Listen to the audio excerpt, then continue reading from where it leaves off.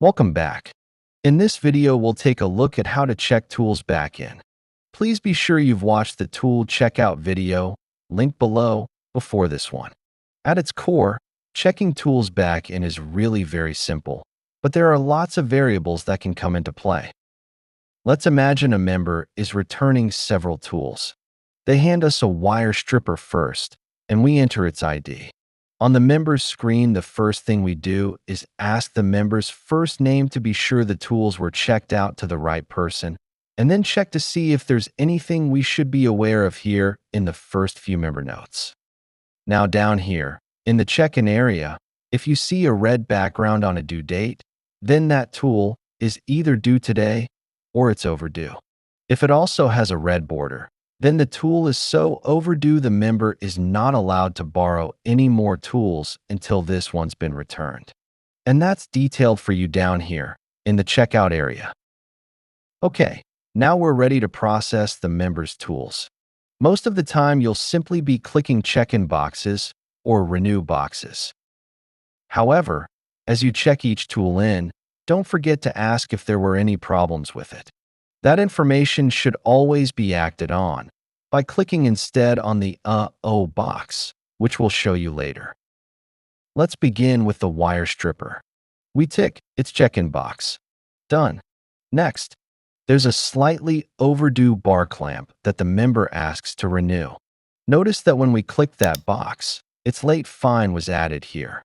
And then the member asks to renew the whole hog, but we see it's been kept too long to be renewed and must be returned.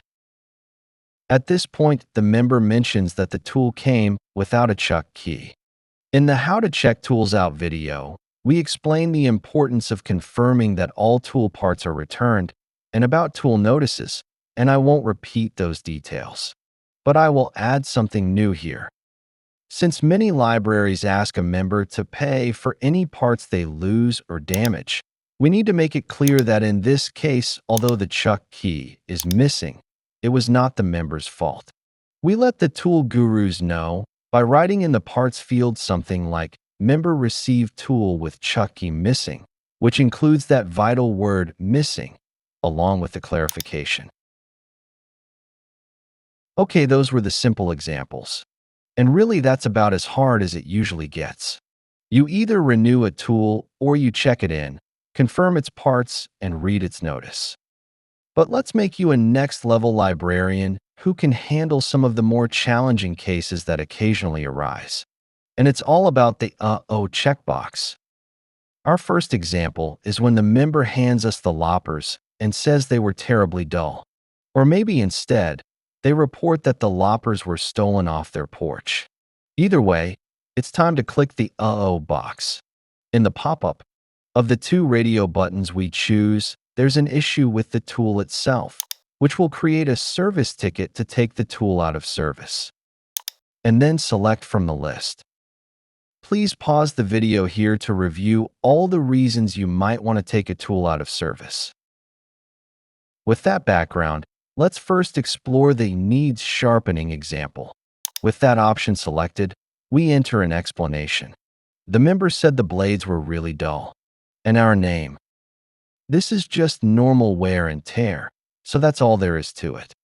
Okay, let's erase that and show you the more complex "it was stolen" example. At many libraries, members are asked to pay for issues that are beyond normal wear and tear and for which they are clearly responsible. When you're not sure if they should pay or how much, just let them know that someone from tool repair might contact them later. Always, for sure, record in the note field just what happened to the tool, and for problems outside normal wear and tear, also add where things stand with the member, what you told them, and their response. That way everyone's on the same page going forward. In this case, since the library will need to replace the loppers, we ask the member to pay its replacement cost, hopefully shown here. If they agree, enter the amount they're paying today, and in the note also add something like stolen off front porch.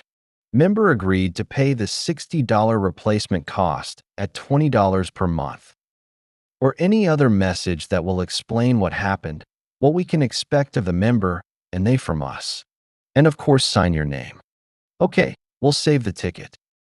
The last step in most libraries in taking a tool out of service is to tie a tag on the tool with a very brief description of the problem and to go put it in the repair area. As you likely noticed, the Uhoh box also has a second function. It's also for the unusual times when a member says, "Hey, I didn't borrow that tool." We handle this in one of two ways depending on exactly what they say next.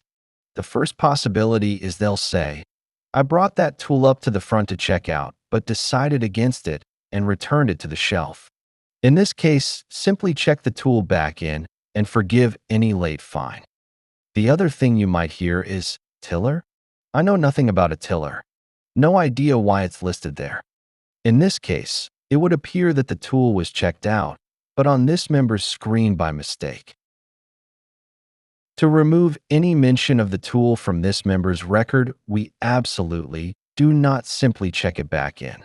Doing that would tell the database the tool had indeed been loaned to this member, and even worse, that it's once again available for borrowing, neither of which is true.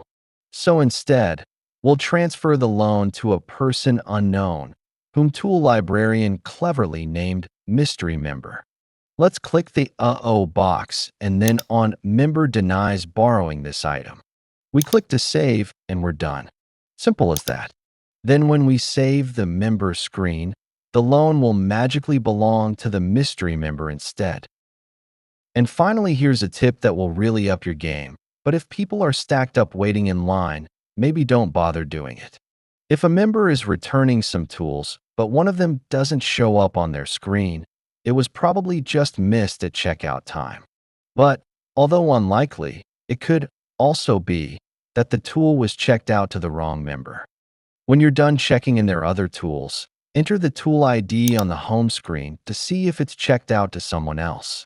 If it is, move it to the mystery member.